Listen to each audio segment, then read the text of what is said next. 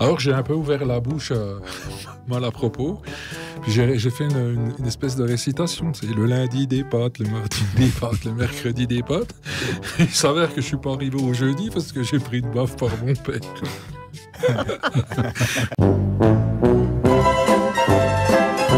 Bonjour Christian. Bonjour Christian, bonjour tout le monde. Bonjour. Bonjour Hélène, bonjour Guillaume. Bonjour. Alors, on se retrouve de nouveau dans la cuisine de Christian, donc, Ouais, et puis là, je crois que tu as quelque chose de spécial. Ah, spécial, non. Ouais, Alors, tu m'as toujours dit, il faut faire des recettes simples, voilà, de saison, pas cher. pas chères. Ouais. Alors, je pense que celle-là, elle est vraiment, elle est dans la cible, quoi, comme on dit maintenant, parce que c'est juste un poulet au four qu'on fait ce matin.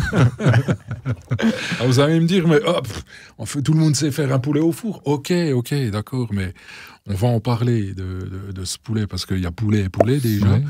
Et puis, si on regarde bien, il y a des fois, on se tracasse pour faire des plats qui sont très compliqués, puis quand on les mange, on n'est pas tellement satisfait parce qu'on a raté. Alors autant essayer de faire du simple, bon, que du compliqué, mauvais. Et pas cher. Ah, c'est un axiome qu'on vient d'inventer ce matin. Voilà. Alors je sais pas, vous, mais moi, quand j'étais jeune, le samedi midi, dans ma famille, c'était poulet au four avec des frites.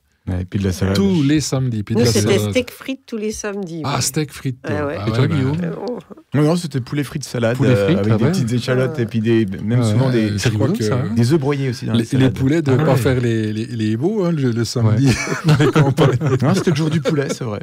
Les poulets se cachaient le samedi. Se cacher dans le four. À tous les coups, c'était ça. Hein. Parce que la semaine, donc, on redescendait de gamme et puis c'était souvent des pâtes ou des patates qu'on mangeait la semaine. Alors, c'est bon les pâtes, il y a tant de façons de les préparer, mais bon, vous connaissez la nature humaine, toujours à se plaindre. On voudrait toujours autre chose, jamais content. Et puis alors moi, un coup, un jour pas comme les autres, comme j'étais pré-ado, c'est-à-dire on va dire 11 ans, 12 ans, comme ça, je me rappelle plus très bien, un soir, alors qu'on mangeait des pâtes avec mes parents, mes frangins, quoi. Alors j'ai un peu ouvert la bouche mal à propos, puis j'ai fait une espèce de récitation, c'est le lundi des pâtes, le mardi des pâtes, le mercredi des pâtes. Il s'avère que je suis pas arrivé au jeudi parce que j'ai pris une baffe par mon père.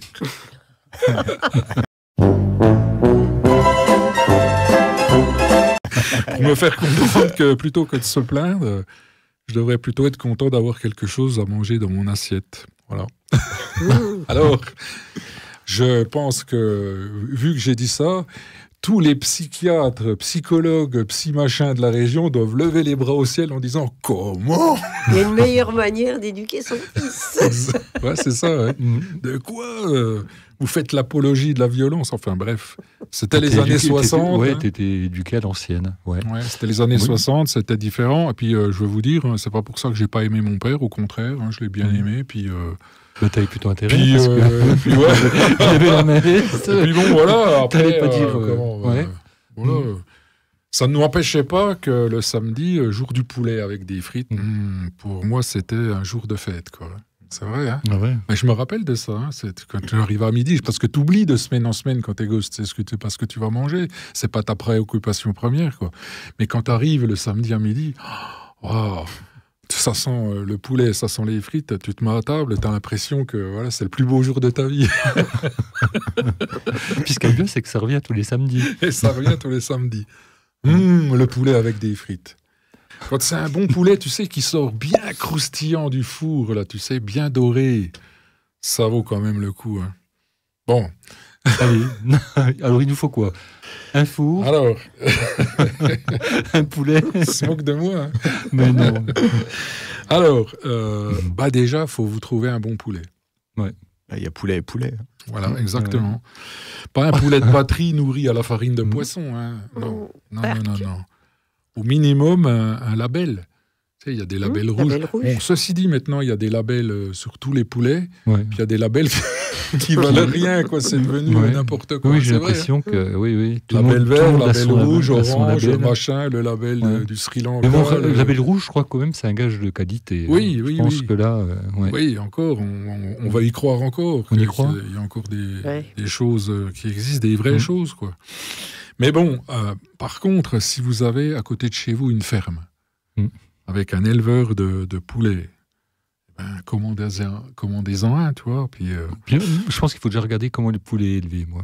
Ouais. Tu regardes si le poulet il est en plein air, si ouais, parce que bah tu peux oui. avoir des éleveurs de C'est poules la à côté moindre de chez des choses toi. hein, qui sont en plein Moi, je suis air, ouais, passé t'as en raison. baladant, je suis passé à côté d'un endroit, c'était un immense hangar avec des souffleries partout, et puis à l'intérieur, tu entendais les poulets s'ébattre et Puis avec les maladies qu'il y a maintenant, tu sais, ah ouais. dès qu'il y a un canard malade qui passe sur la France, ça y est, on abat 1 million de poulets. Non, mais on vit une sacrée époque hein, quand même. Et puis aussi, il y a Internet. Des fois, il y a des fermiers qui vous vendent leur, Sur Internet. leur viande et puis leurs produits. Ouais. Ah ouais. Ouais. Ah ouais.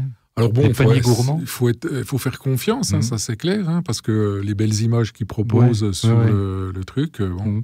Mais il y a de plus en plus de gens qui ont des fermes et puis qui vendent comme ça, parce que s'ils vendent à des industriels, ils gagnent rien, donc ils font Ouais. leur production, quoi. Ils font leur fromage avec leur lait, avec les cuisses de canard, ils font bon bref, ils font un tas de trucs, quoi. Mhm.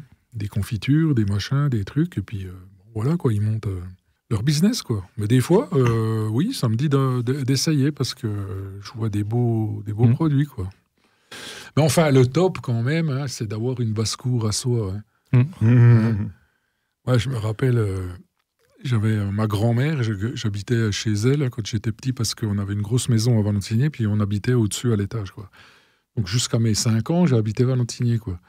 Et quand j'avais 3 ans, derrière, il y avait un petit bout de champ, quoi, et puis il y avait une basse-cour, et puis il y avait des jardins, un peu comme tout le monde à l'époque, quoi. Et puis j'étais devenu un tueur de poulets et de lapins. Parce que ma grand-mère, voilà, de toute façon, pour les manger, il fallait bien les tuer. Donc, C'est toi j'allais qui t'y attraper, mettais. oui. C'est toi qui prenais. alors moi, ma grand-mère, elle me venait avec moi, elle me disait viens voir, hop, on rentrait dans la basse-cour, crac, elle me disait celle-là là-bas, crac, j'essayais de plonger dessus, toi, c'était devenu un jeu, hein, tu sais, quand t'es petit, tu crois que...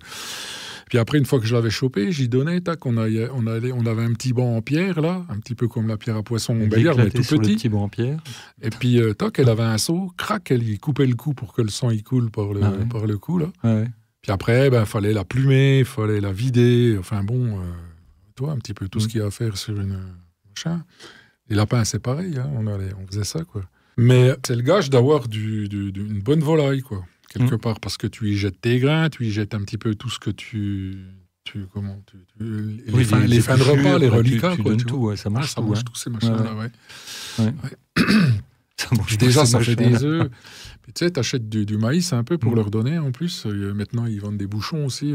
Puis t'as des beaux œufs bien jaunes. Avec le jaune qui est bien orange. Marqué, quoi, tu Mm. vois. Mm. Puis ils sont bons quand tu les goûtes. Oh là là. Enfin, je vais encore pas refaire mes 10 ans, mais quand on achète en grande surface et puis que tu regardes pas les œufs que t'achètes, hein, des fois, ça sent le poisson quand t'en fais. Les œufs. Désolé, Ah oui. ouais. Non, mais Parce sur qu'elle les mange du marchés, poisson. moi, j'en trouve des bons. Oui, encore, oui, hein. oui, non, Ouais. non, mais je... Faut aller bien faire sûr. son marché, c'est tout. Hein. Bien sûr. Voilà. Donc, le poulet, du coup, on l'a acheté, ce coup-là. On l'a plumé, on l'a vidé. Donc, c'est bien de le laisser une nuit au frigo, parce que pour que la viande, elle détende. elle repose, elle se détende, quoi. Puis c'est pareil, quand tu vas le faire, il faut le sortir du frigo 1 heure avant pour que... Voilà. Alors, 1 heure avant, qu'est-ce qu'on fait? Parce qu'il faut le mettre dans un plat pour le mettre dans le four, hein, c'est facile. Alors, on va le oindre d'huile. Ah ouais. On Tu va fais le une onction oindre d'huile. d'huile d'olive. On fait une onction d'huile au poulet avec du sel et du poivre, de l'huile d'olive, hein, moi j'aime bien ça. Et puis un petit peu de paprika aussi. Mais alors, le paprika, alors je prépare, enfin c'est pas une farce, puisque dans la farce, il n'y aura pas de viande, quoi. Mais dans le croupion, dans l'espace où il y avait les entrailles, j'aime bien les remplir. Alors, je prends des échalotes, je prends de l'ail, je prends des oignons. Alors, je sors dans le jardin, je prends de la sauge, du romarin, du thym.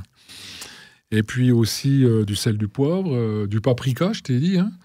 Et puis de l'huile d'olive. Et puis je touille tout ça. Alors bien sûr, je les ai émincés très fins. Tu le touilles avant de le mettre dedans? Oui, je mets tout ça dans une jatte. Alors d'accord. J'émince pas dedans. l'oignon Tu touilles pas dans le la poulet. jatte. Tu touilles pas dans le poulet. J'émince les chalotes J'essaie dans la jatte. d'imaginer Christian qui a une main dans le poulet en train de touiller. Non, mais c'est pas le poulet n'est pas la jatte finalement. Voilà, puis l'huile d'olive, ça lui donne un peu une consistance, hein, ça lie un petit peu tous les éléments ensemble, quoi. Et hop, je remplis le trou des entrailles avec ça, quoi. Et j'ai préchauffé mon four à 180 degrés, quoi. Et je compte grosso modo 25 minutes pour 500 grammes de poulet, quoi. Donc si tu as 1,5 kg, ça te fait 1h25, 1h20 au four à 180, quoi. Puis après, il faut le regarder, le humer, tu sais. Tu le guettes par la vitre du tu four. dis, est-ce que t'es prêt? Il dit quand il est cuit. Ah oui, c'est exactement ça, il te le dit. Il tape sur la porte. Non, c'est pas... Voilà. Donc, voilà, une fois qu'il est bien doré, en plus, ça donne une odeur à la maison. Un poulet qui cuit, waouh. Ça déjà, ça agace les papilles et puis le ventre qui... Les herbes aussi. Ouais. Tout à fait, oui. Alors, tu l'as dit tout à l'heure, il faut faire une bonne salade verte, hein, une bonne laitue, bien bien lavée, hein, parce que souvent dedans, il y a de l'antilimace, et puis ça, c'est pas bon pour l'estomac ni les boyaux, quoi. Donc, il faut bien les laver. Moi, je les lave toujours 3 fois mes salades. Hein. Je prends du temps à chaque feuille, tout ça. Et puis... Voilà, vous faites une petite vinaigrette, et puis pourquoi pas, à côté, on a parlé de frites. Allez, les frites, on a déjà fait une émission de frites, hein, donc c'est pas la peine qu'on en parle. Patates, vous découpez vos patates, vous faites des frites de 1 cm de côté, ou couteau, quoi, hein, on prend le temps. Si on n'est que 2, il ne faut pas non plus 400 grammes de frites. Hein. Bon. Donc, c'est facile. Après, vous les trempez dans l'eau pour enlever un peu l'amidon. Séchez dans un linge, et puis vous sortez votre friteuse, clac, 8 minutes à 160, et puis après, clac, 3 minutes à 180. Mais c'est pareil, à la fin, suivant les patates que c'est, on n'a pas toujours des patates à frites dans la maison, parce que souvent, ce qu'il faut prendre, c'est des farineuses, là. Donc voilà. Et après, ou on mange le blanc, ou il y a ceux qui préfèrent les cuisses. Les cuisses, ouais. Alors, t'es quoi, toi? T'es blanc? Je prends du blanc, moi. C'est vrai? Ouais. Et toi, Guillaume, t'es cuisse? Moi, je suis tout. Carcasse. Non, moi, je pars du principe qu'il y a un sacrifice animal. On mange tout, on mange l'intégralité de la tout, mais... Il laisse rien. Les abats, le foie, les rognons, le cœur, tout. Il reste le bec, le bréchet. Broyade d'os, bouillon d'os pour le lendemain avec la carcasse. Non, moi, je mange tout. J'ai rien perdu, Guillaume. Ah ouais. C'est bien. Non, mais t'as raison. Je jetais pas la moitié du poulet. Hein. Ah, mais on n'a pas dit qu'on jetait, on a dit qu'on préférait. Ah oui, je préfère le blanc. Ouais. Je préfère aussi. Jamais je jetterai le reste. Le blanc, j'aime bien aussi. Après, on se tape la carcasse. Bon, voilà, moi, j'ai un peu de mal avec la peau quand même. Je sais que les gens aiment bien la peau. Ben si, c'est bon quand c'est grillé. Moi, j'ai un peu de mal avec la peau. C'est différent, hein, mais si elle n'est pas trop grillée, il y a une texture un peu particulière. C'est du gras, quoi. Ouais, c'est du gras, oui. C'est le gras, la graisse sous-cutanée. C'est le meilleur. C'est énergisant. C'est ce qu'il y a de meilleur. En off, oui, c'est le meilleur. C'est le seul truc qui t'apporte de l'énergie dans le poulet. De quoi il faut la manger.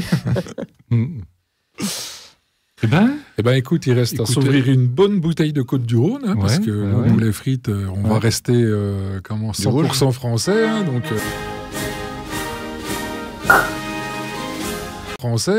voilà, un petit Châteauneuf-du-Pape pour élever en gamme, hein, le Côte-du-Rhône, et puis... c'est pas beaucoup ça pour un repas du samedi, un Châteauneuf-du-Pape Non, moi je pense qu'il faut... Moi je sortirais plutôt ça dimanche. Non, moi je pense que quand on boit du vin, il faut en boire du bon. Quitte à en boire, il faut boire du bon. Voilà. Sinon... Ouais. Bon, écoute... Faisons-nous plaisir. Allez. Ah oui. Merci Christian, merci Hélène, merci Guillaume. Salut. À la semaine prochaine. Allez.